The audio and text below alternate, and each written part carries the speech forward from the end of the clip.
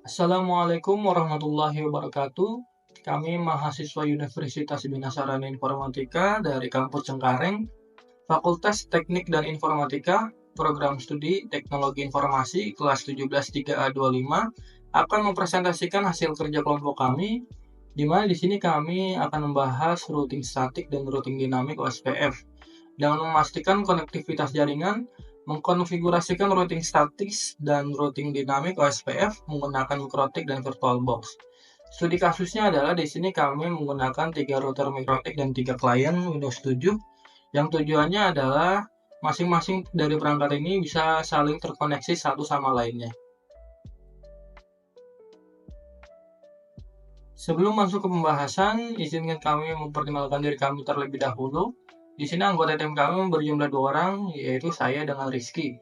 Nama saya Surya Satria Prakoso dengan NIM 17235020 dan ada rekan saya Rizky Aditya Rizkola dengan NIM 17235048. Di sini masing-masing dari kami membagi tugas, yaitu saya akan mempraktekkan bagaimana cara mengkonfigurasikan routing statik menggunakan 3 router mikrotik dan 3 klien OS, dan nanti Rizky akan menjelaskan bagaimana caranya mengkonfigurasikan 3 router mikrotik dan 3 Windows client menggunakan routing dinamik OSPF.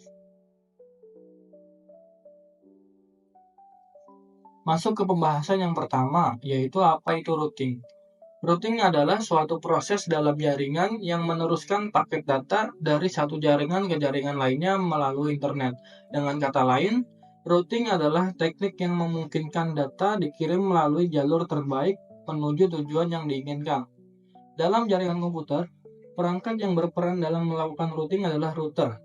Router bertugas menerima paket data yang ditujukan ke jaringan lain, kemudian meneruskannya ke router berikutnya hingga data mencapai tujuan akhirnya. Secara umum, router menggunakan alamat IP untuk menentukan kemana data harus dikirim. Jika router menggunakan routing dinamis, informasi tentang jalur terbaik bisa didapatkan secara otomatis dari router lain. Sebaliknya, dalam routing statis, administrator jaringan harus secara manual mengatur jalur data tersebut.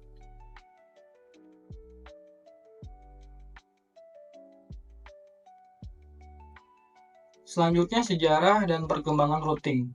Sejarah routing dimulai bersamaan dengan ARPANET di tahun 1960-an. Awalnya mengandalkan routing statis manual yang sederhana untuk jaringan kecil.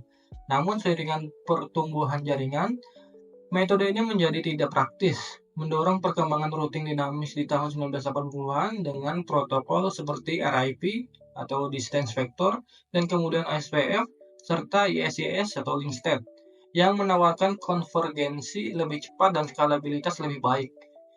Untuk internet global, BGP atau Border Gateway Protocol muncul sebagai standar path vector untuk routing antar domain yang kompleks. Perkembangan terus berlanjut dengan munculnya IP versi 6 routing dan multicast routing, MPLS untuk kecepatan dan rekayasa lalu lintas, hingga era modern Software Defined Networking atau SDN, dan segmen routing yang memungkinkan manajemen jaringan yang lebih fleksibel dan terprogram. Fungsi routing. Fungsi routing yang pertama yaitu menentukan jalur terbaik. Yaitu router memilih jalur terbaik untuk mengirimkan data berdasarkan berbagai faktor seperti kecepatan dan kemacetan jaringan. Yang kedua, menghubungkan jaringan berbeda. Itu routing memungkinkan komunikasi antara jaringan yang berbeda, termasuk LAN, WAN, dan internet. Yang ketiga, mengelola lalu lintas data. Routing membantu mengatur lalu lintas data sehingga tidak terjadi kemacetan dalam jaringan. Yang terakhir, meneruskan paket data. Router bertanggung jawab untuk meneruskan paket data dari satu jaringan ke jaringan lain hingga mencapai tujuannya setelah menentukan jalur terbaik. Cara kerja routing. Routing bekerja dengan cara meneruskan paket data dari satu perangkat ke perangkat lainnya melalui jaringan. Prosesnya adalah pengiriman data, identifikasi tujuan, pemilihan jalur, pengiriman paket. Yaitu perangkat pengirim mengirimkan data dalam bentuk paket. Selanjutnya, router membaca alamat IP tujuan dari paket data tersebut. Kemudian, Router memilih jalur terbaik berdasarkan tabel routing, yang akhirnya router meneruskan paket ke router berikutnya hingga sampai ke tujuan akhir. Jenis-jenis routing. Umumnya routing terbagi menjadi 3 jenis, yaitu routing statis, routing dinamis, dan routing default. Routing statis adalah metode routing di mana administrator jaringan secara manual menentukan jalur yang harus digunakan untuk mengirim data.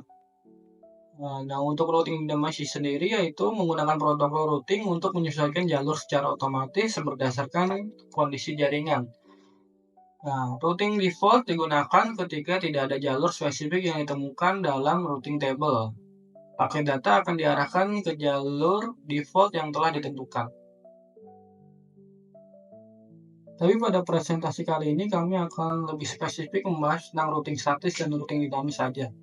Nah, routing statis atau static routing adalah proses setting routing jaringan menggunakan tabel routing yang dikonfigurasikan secara manual oleh network administrator. Seorang administrator jaringan akan mengisi setiap entry dalam forwarding table di setiap router yang terhubung pada jaringan tersebut. Mereka harus memasukkan atau menghapus route statis yang jika adanya perubahan topologi. Konsep routing statis merupakan pengaturan routing paling sederhana dalam jaringan komputer. Maka dari itu, penggunaan routing statis cocok untuk jaringan internet skala kecil. Nah, selanjutnya kita akan membahas kelebihan dan kekurangan penggunaan dari routing statis. Kelebihan dari routing statis adalah meringankan kinerja prosesor router. Yang kedua, tidak ada bandwidth yang terbuang saat terjadi pertukaran paket. Yang ketiga, lebih aman. Yang keempat, administrator bebas menentukan jalur jaringan.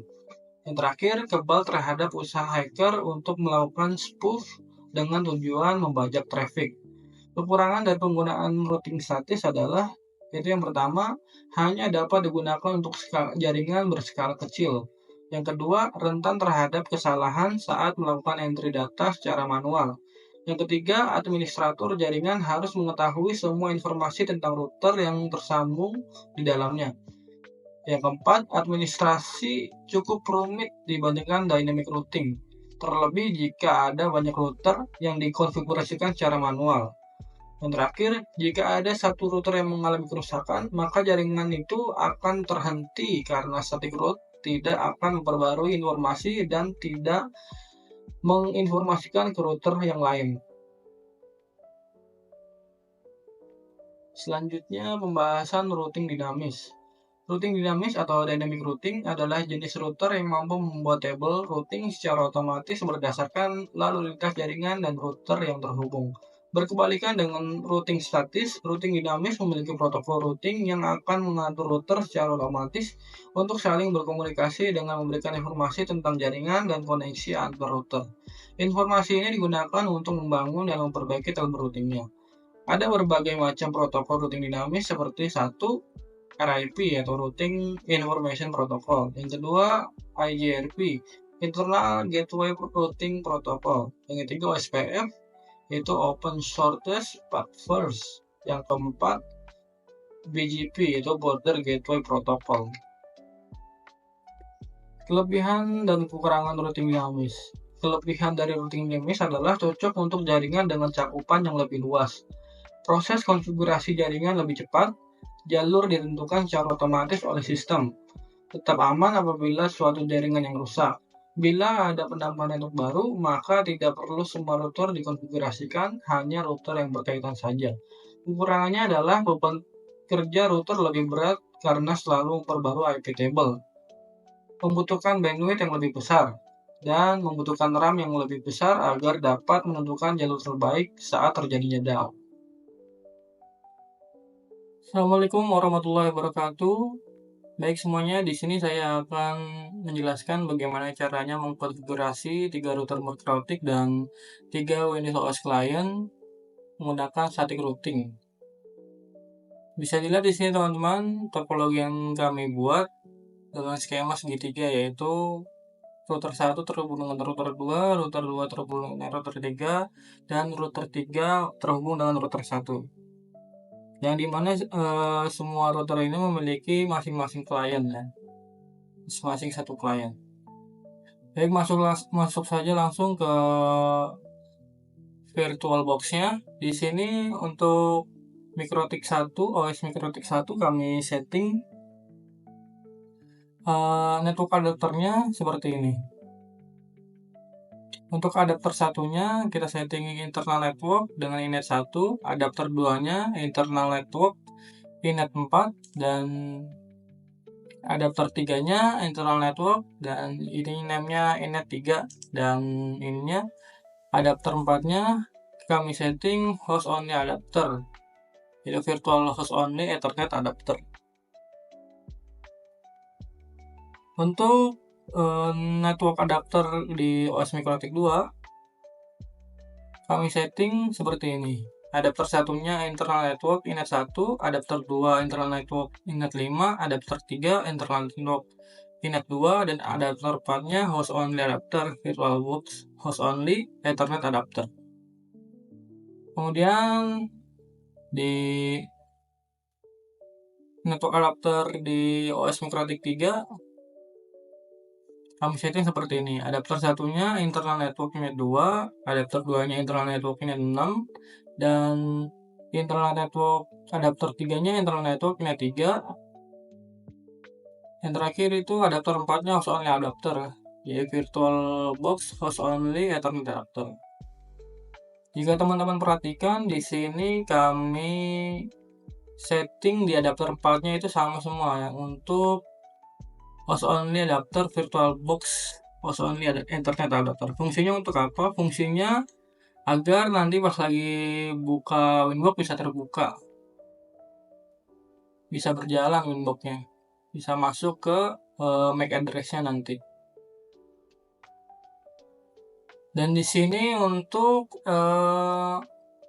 network adapter Windows Client, di Windows Client satunya kami hubungkan dengan network adapter inet 4 di sini.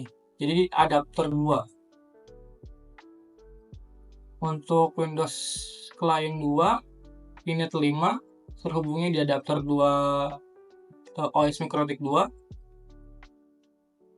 inet 5. Dan untuk di network adapter Windows Client 3 di inet 6. Ini masing-masing inetnya itu harus sama ya, harus persis sama, nggak boleh beda. Selanjutnya tinggal kita start, karena di sini sudah saya start, maka tinggal masuk ke Winbox-nya. Untuk di Winbox-nya sendiri kita bisa masuk menggunakan Winbox, kita buka open seperti ini. Nah, di sini akan muncul MAC address-nya. Di sini kami identifikasikan untuk network satunya yaitu Rizky dan Surya 1, router 2-nya Rizky dan Surya 2, router 3-nya Rizky dan Surya 3. Nah, berikut ada router 1 Rizky dan Surya 3. Selanjutnya kita tinggal setting IP address-nya. Yang pertama kita setting IP address-nya terlebih dahulu untuk semua routernya. Nah, di sini kami sudah mengkonfigurasikan untuk Ether satunya IP address-nya itu 20.20.20.1/29 Ether 1. Untuk Ether 2-nya yaitu 192.168.10.1/24 Ether 2. Ether 3-nya 10.10.10.1/29. Kemudian di router 2 kami setting IP address-nya untuk Ether 1 yaitu 20.20.20.2/29.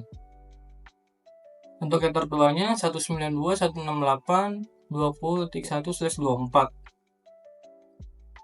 Kemudian Ether 3-nya 30.30.30.2/29. Kemudian di router 3-nya IP address-nya adalah di header 1 30.30.30.3/29. Untuk header 2-nya 192.168.30.1/24. Header 3-nya 10.10.10.3/29. Nah, setelah kita setting IP address-nya semua, maka kita tinggal masuk ke IP root-nya. Kita setting IP root-nya di menu IP, habis itu ke root. Nah, di sini kami telah mengkonfigurasikan juga di root list-nya ini. Nah, kami setting di sini buat terhubung dari router 1 ke router 2 itu dia masuk lewat sini teman-teman. Sini address-nya 30.30.30.0/29. Gateway-nya 20.20.20.2. Nah, kemudian kita setting lagi 192.168.20.0/24, gateway-nya 20.20.20.2. Kemudian untuk terhubung dari router 1 ke router 3, maka kita lewat sini. Kita setting 30.30.30.0/29, gateway-nya 10.10.10.3.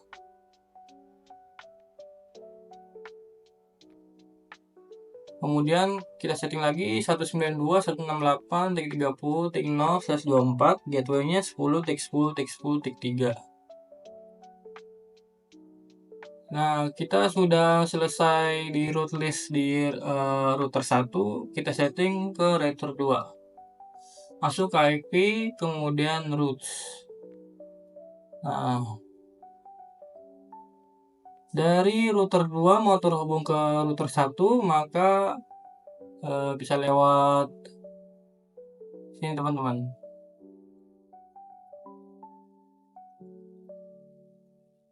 Jadi kita setting 10.10.10.0/29, gateway-nya 20.20.20.1. Kemudian 192.168.10.0/24, gateway-nya 20.20.20.1. Nah, sudah terhubung ke router 1. Nah, kita setting dari cara terhubung dari router 2 ke router 3, yaitu kita setting di address-nya 30.30.30.30.0/29, gateway-nya 30.30.30.3. Kemudian kita setting lagi 192.168.30.0/24, gateway-nya 30.30.30.3. Nah, kita setting juga di sini 192.168.30.1. Gateway-nya 30.30.30.3. Nah, kita sudah selesai di router 2. Untuk root list-nya kita setting juga yang terakhir di router 3-nya. Masuk ke IP, terus ke root. Nah, di sini untuk terhubung dari router 3 ke router 1, maka bisa lewat sini teman-teman. Iya. Kita setting 20.20.20.0/29, gateway-nya 10.10.10.1. Kemudian kita setting juga 192.168.10.0/24, gateway-nya 10.10.10.1. Sudah terhubung ke router 1, kita hubungkan dari router 3 ke router 2. Yaitu cara settingnya kita set 30.30.30.0/29, gateway-nya 30.30.30.30.2. Kemudian kita setting juga 192.168.20.0/24, gateway-nya 30.30.30.30.2. Nah, semuanya kita sudah setting dari IP address-nya sama root list-nya, maka tinggal kita cek apakah sudah terkoneksi atau belum. Bisa kita masuk ke menu terminal, kemudian kita coba ping ke router 2 dan router 3, yaitu dengan fungsi ping 20.20.20.2, maka di sini terkoneksi, paket loss-nya 0%. Terus kita ping juga ke router 3, ping 10.10.10.3. Nah, di sini terkoneksi. Coba kita ping juga ke kliennya, ping 192.168.20.1, koneksi ya. Dan juga ping ke klien 3, 192.168.30.1, maka bisa dilihat di sini semua terkoneksi. Nah, untuk tes ping dari router satunya sudah berhasil, coba kita tes ping dari router 2. Masuk ke menu terminal, di sini kita ping 20.20.20.1. Sini terkoneksi. Dan juga ping ke 30.30.30.3. Sini juga terkoneksi. Ping juga ke 192. Coba kita ping ke klien dari router 1.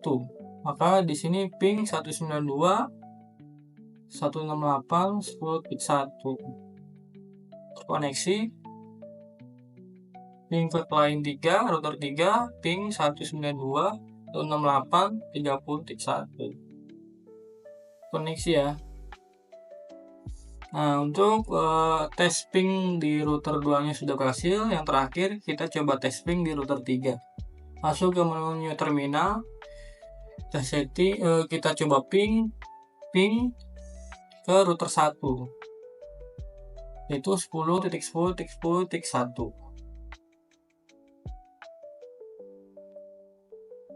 Ping berhasil. Coba kita ke router 2, ping 30.30.30.2, berhasil juga. Nah, coba kita ngeping ke klien router 1, yaitu ping 192.168.10.1, koneksi.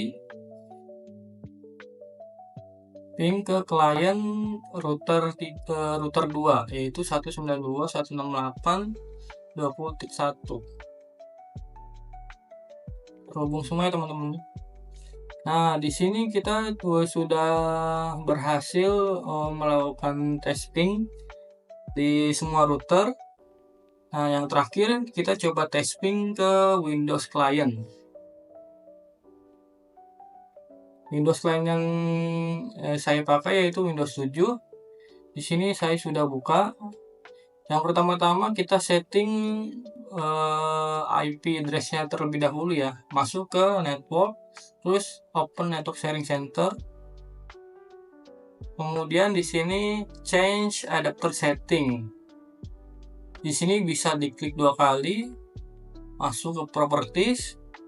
Di sini masuk ke ini Internet Protocol version 4, TCP IP4 IP version 4.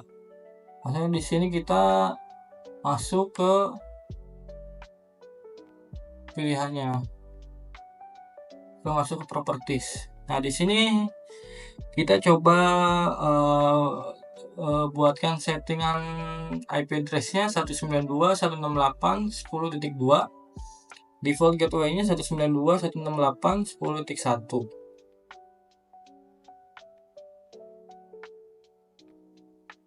Nah, di sini coba kita langsung saja ke Windows Client 2. Sama seperti yang yang pertama, kita masuk ke Internet, Open Network Sharing Center. Kita ke Change Adapter Setting, bisa diklik 2 kali, terus klik Properties, masuk ke IPv4, terus ke Properties. Nah, di sini kita setting IP address-nya 192.168.20.2. Subnet address-nya itu 255.255.250 default ya. Terus default gateway-nya 192.168.20.1.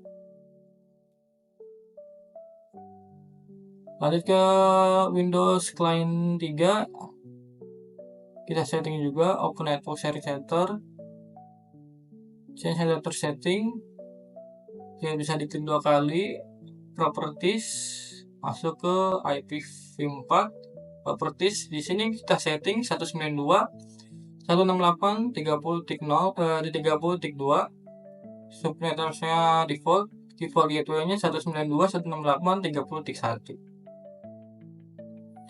Nah, kita sudah setting semuanya, setting IP address-nya semua di Windows Client.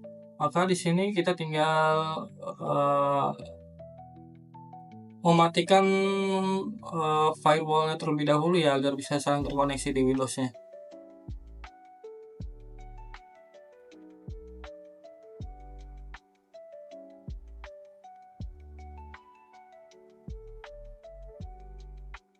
Nah, kita bisa masuk ke Start, bisa ketikkan firewall di sini.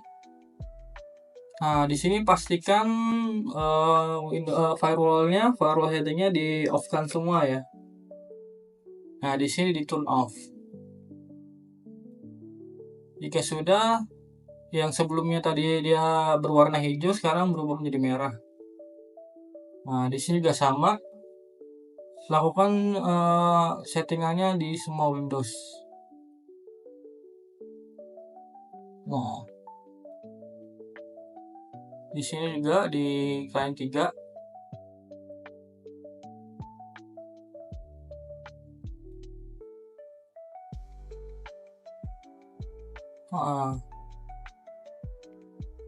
Setelah firewallnya sudah dimatikan semua, yang terakhir kita coba tes koneksinya dengan cara melakukan ping ke semua perangkat yang terhubung. Yaitu kita bisa masuk ke aplikasi CMD, command line. Nah,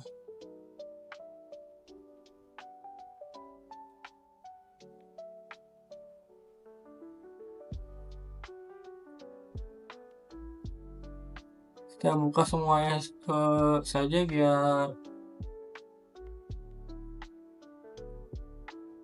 lebih enak dilihatnya. Kemudian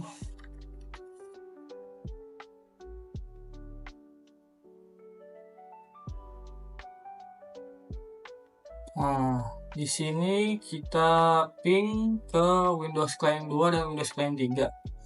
Yaitu IP-nya adalah tadi 192.168.20.2 dan mendapatkan reply dari Client 2. Coba kita melakukan ping ke Client 3. Ping 192.168.30.2. Ya, di sini kita mendapatkan reply dari semua Windows Client. Nah, di sini coba kita ping dari Windows Client 2 ke Windows Client 1 dan Windows Client 3 ya. Dengan melakukan ping 192.168.10.2. Ya, mendapatkan reply. Coba kita tes koneksi ke Windows Client 3. Melakukan ping 192.168.30.2. Dan di sini mendapatkan reply dari Windows Client 3. Nah, sekarang coba kita yang terakhir tes koneksi dari Windows Client 3 ke Windows Client 1 dan Windows Client 2. Dengan melakukan ping 192.168.10.2. Yang terakhir ping 192.168.20.2. Ya, semuanya sudah terkoneksi ya. Sekian penjelasan saya mengenai konfigurasi mikrotik menggunakan static root. Selanjutnya akan dijelaskan dengan metode dynamic root OSPF yang akan dijelaskan oleh rekan saya, Rizky Aditya Rizkulah. Assalamualaikum warahmatullahi wabarakatuh. Perkenalkan, nama saya Rizky Aditya Rizkulah dengan NIM 17235048. Di sini saya akan mengerjakan tugas proyek mata kuliah yaitu praktikum jaringan komputer. Di sini saya akan membawakan tema yaitu routing dinamik OSPF. Oke, berikut topologi yang sudah dibuat dengan 3 router dan 3 PC client. Oke, kita langsung masuk aja ke settingan di VirtualBox-nya. Oke, untuk di router pertama, adapter satunya yaitu Inet 1. Kemudian untuk di adapter 2-nya yaitu Inet Rizky. Kemudian untuk di adapter 3-nya yaitu Inet 3. Kemudian di adapter 4-nya yaitu VirtualBox host only adapter untuk membuka akses Winbox-nya. Kemudian kita langsung masuk di settingan adapter PC client yang pertama. Di adapter PC client 1 yaitu dengan nama Inet Rizky. Sama ya. Sama seperti di adapter 2 router 1. Kemudian kita langsung masuk ke settingan adapter router 2. Di adapter pertama yaitu dengan nama Inet 1. Kemudian di adapter 2-nya yaitu Inet Surya. Kemudian di adapter 3-nya Inet 2. Kemudian di adapter 4-nya yaitu VirtualBox host only adapter. Kemudian kita langsung masuk ke settingan adapter network di PC client yang kedua yaitu dengan nama Inet Surya. Sama ya. Oke, kemudian kita langsung masuk di settingan adapter network router yang ketiga. Di adapter satunya yaitu Inet 2. Di adapter 2-nya yaitu Inet Rizky dan Surya. Kemudian di adapter 3-nya yaitu Inet 3. Kemudian di adapter 4-nya yaitu VirtualBox host only adapter. Oke, di router pertama di adapter satunya Inet 1. Sama seperti di adapter 1 router 2 Inet 1. Kemudian di adapter 3-nya yaitu Inet 3. Sama seperti di router ketiga yaitu adapter ketiga Inet 3. Kemudian di router kedua di adapter ketiganya yaitu Inet 2. Kemudian di adapter satunya yaitu Inet 2. Kenapa settingan adapternya harus sama? Karena agar bisa saling terhubung di dalam satu jaringan yang sama. Oke, kita langsung masuk saja ke router yang pertama yaitu di sini saya sudah membuat user dengan nama Rizky Aditya R underscore 17235048. Passwordnya yaitu Surya Satria Prakoso underscore 17235020. Oke, passwordnya salah. Rizky Aditya R underscore 17235048. Passwordnya Surya Satria Prakoso underscore 17235020. Oke, sudah berhasil login. Oke, kita cek. Di sini sudah ada di router yang pertama.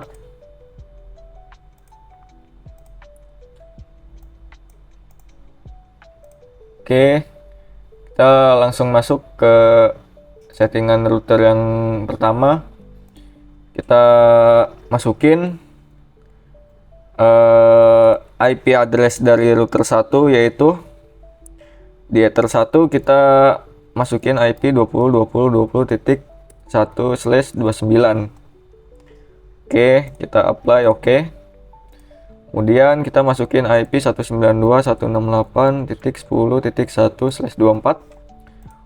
Sini ether 2. Kemudian kita masukin IP 10.10.10.1/29 untuk ether 3-nya. Oke, di sini kita udah masukin IP untuk di router yang pertama.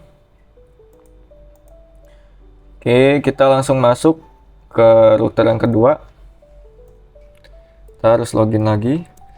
Rizky Aditya R1723 underscore 1748. Passwordnya sama, Satria Prakoso 1723 5020. Oke, sudah berhasil untuk di router yang kedua. Ya, sudah muncul MAC address-nya. Langsung connect. Oke, kita setting IP di router yang kedua.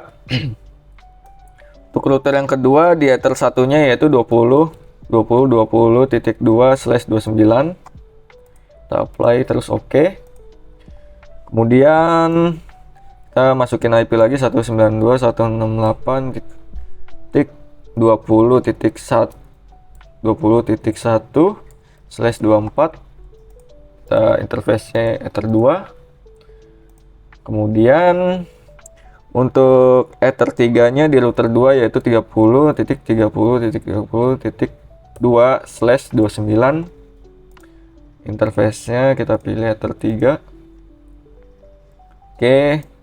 Setelah itu kita lanjut ke router 3-nya. Untuk loginnya masih sama, yaitu Rizky Aditya R 17235048. Passwordnya masih sama, Surya Satria Prakoso underscore 17235020. Oke, sudah berhasil. Kita langsung connect. Kita masukin sini MAC address-nya sudah ke detect. Kita langsung connect.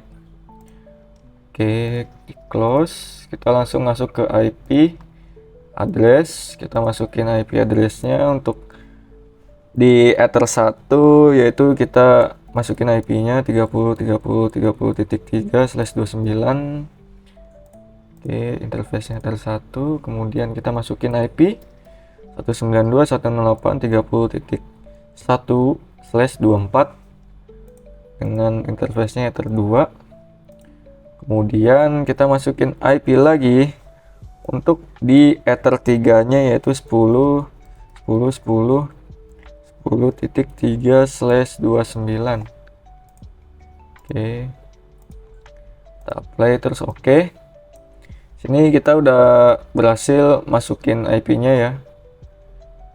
Kita sudah berhasil masukin IP-nya. Terus kita balik lagi ke router yang pertama. Sini saya akan memulai proses routingnya sesuai tema yang sudah diambil, yaitu root OSPF. Kita masuk ke routing, terus kemudian OSPF.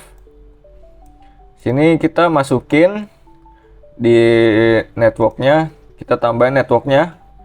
Untuk yang pertama yaitu masukin network di ether satunya yaitu 20.20.20.0/29.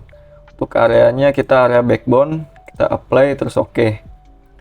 Kemudian kita tambahin lagi untuk ether 2-nya 192.168.10.0/24. Oke, kita apply terus oke.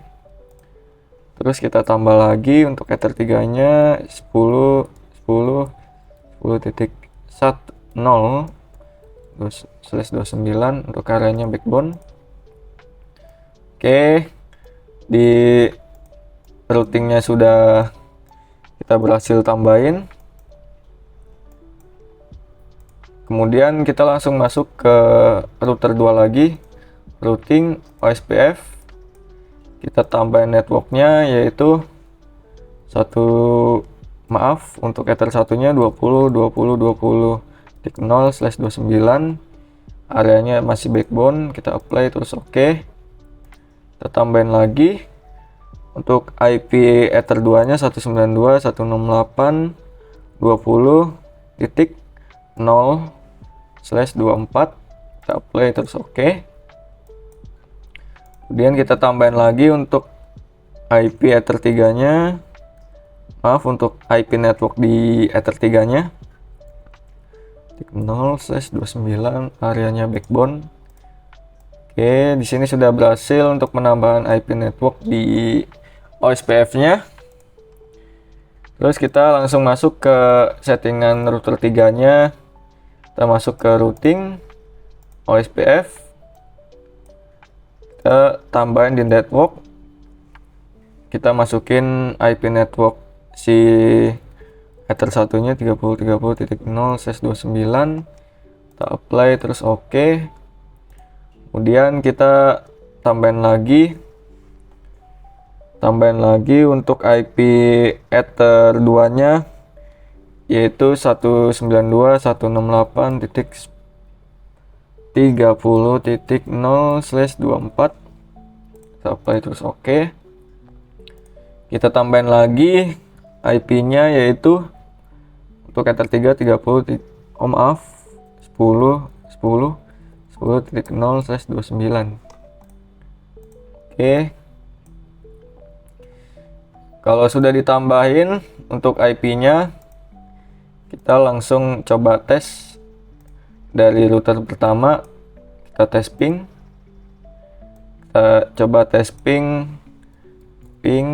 192.168.20.1. kita ping IP dari ether 2 router kedua. Oke, sudah berhasil connect.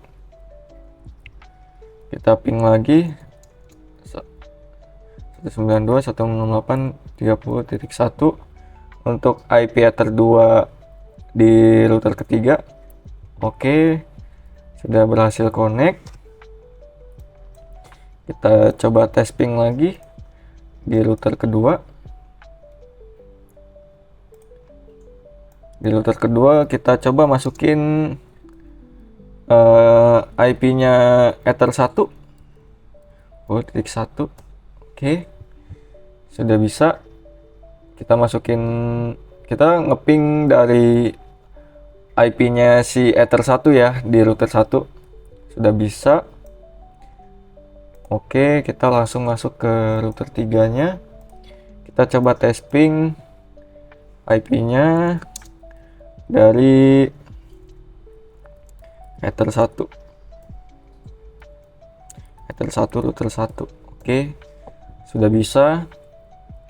Nah, oke, kalau sudah bisa connect, kita langsung masuk ke settingan dari PC client.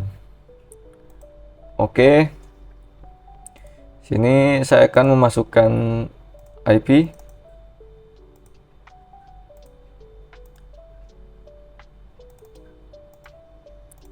192.168.10.2.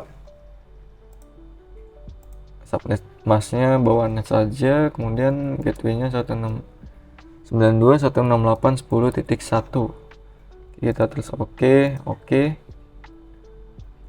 Kemudian kita setting IP lagi di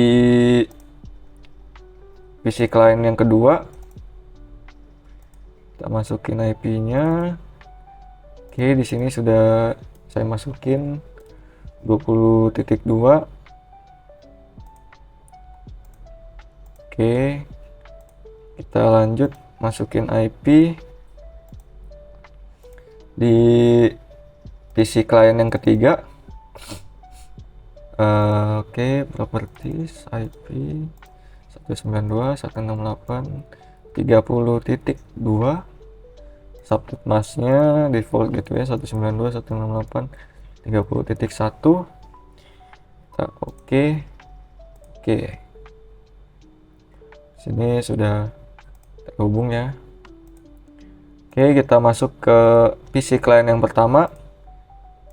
Kita nonaktifkan firewallnya dulu. Kita masuk ke Windows firewall.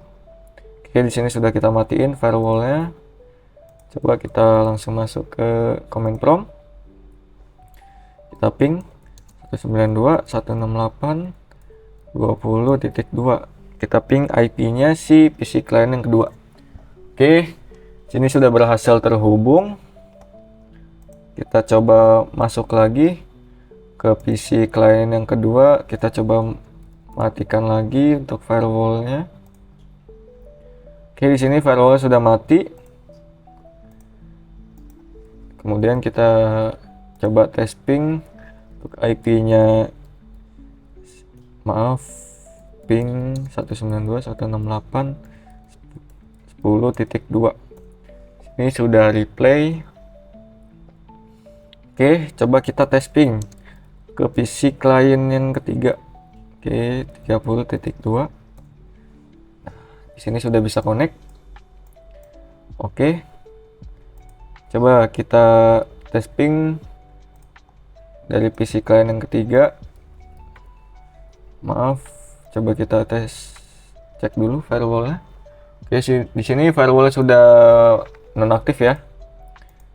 Kita langsung tes ping cmd ping 192.168.10.2. Oke, di sini sudah berhasil terhubung. Kemudian ping 192.168.20.2. Oke, sini sudah berhasil terhubung. Nah, sini saya akan coba setting untuk DHCP servernya, dikarenakan kita memilih dynamic ya. Oke, kita setting DNS-nya terlebih dahulu. Oke, di sini DNS-nya 8.8.8.8. Kita apply terus oke. Kemudian DHCP servernya kita drop dulu, kemudian DHCP setup ether 2, next. Oke. Range IP-nya dari 10.2 hingga 10.254. Terus kita next lagi, kemudian sampai muncul setup hash completed. Oke. Kita coba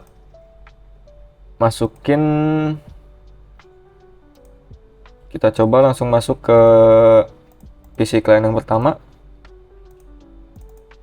Oke, kita ubah IP-nya dari static menjadi dynamic. Oke, kita oke. Ini proses. Oke, di sini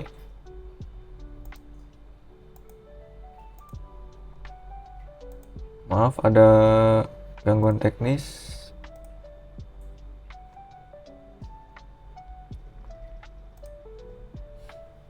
Kita coba masukin lagi di PC client yang pertama.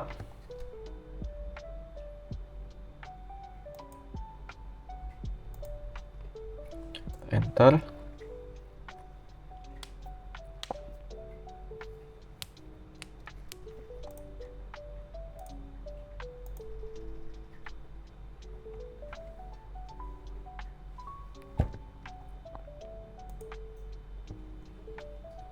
Oke. Tadi kita sudah berhasil dapat IP.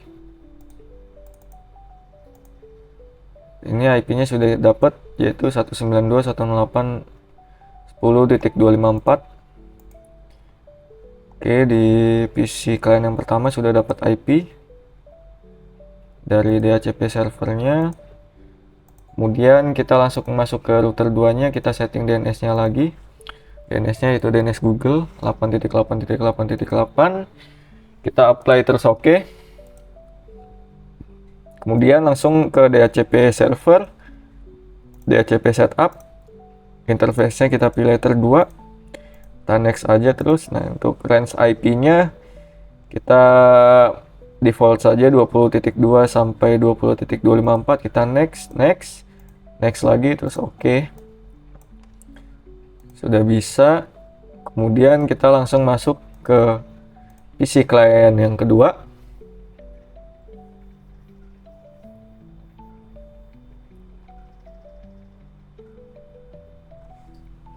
Kita enter saja.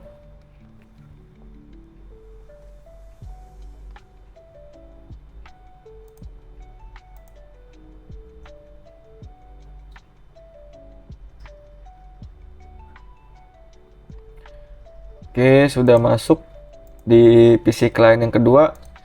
Kita setting IP-nya dari static menjadi dynamic. Kita obtain, kita apply, terus oke. Oke, masih identifying. Nah, di sini sudah dapat IP 192.168.20.254. Kita close saja. Oke, kita langsung masuk ke settingan router yang ketiga. Kita IP, terus setting DNS-nya terlebih dahulu. DNS Google 8.8.8.8. Apply, terus oke. Kemudian IP, DHCP server, DHCP setup. Interface-nya kita pilih Ether 2. Kita next. Untuk range IP-nya 30.2 hingga 30.254.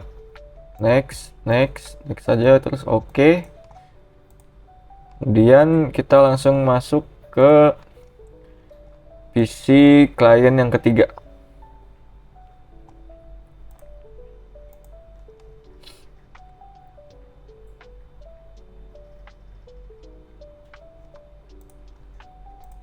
Oke, kita enter saja.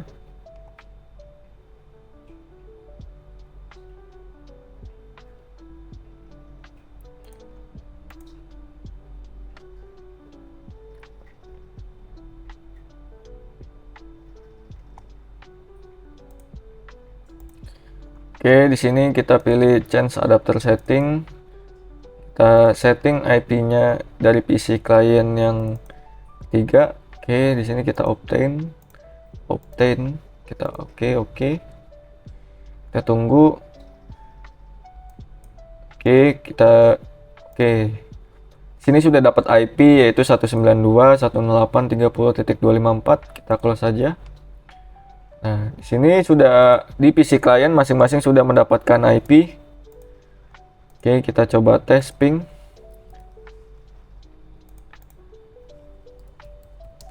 Kita coba tes ping ke PC client yang kedua dulu. 254. Oke, sudah bisa terhubung. Dan kita ping 192.168.10.254. Oke, sudah bisa terhubung. Kemudian kita masuk ke PC client yang kedua. CMD. Kita ping 92.168.10.254. Oke, sudah bisa terhubung. Kita ping 192.168.30.254. IP dari PC client yang ketiga. Oke, di sini sudah bisa terhubung. Kita langsung masuk lagi ke PC client yang pertama. Kita ping.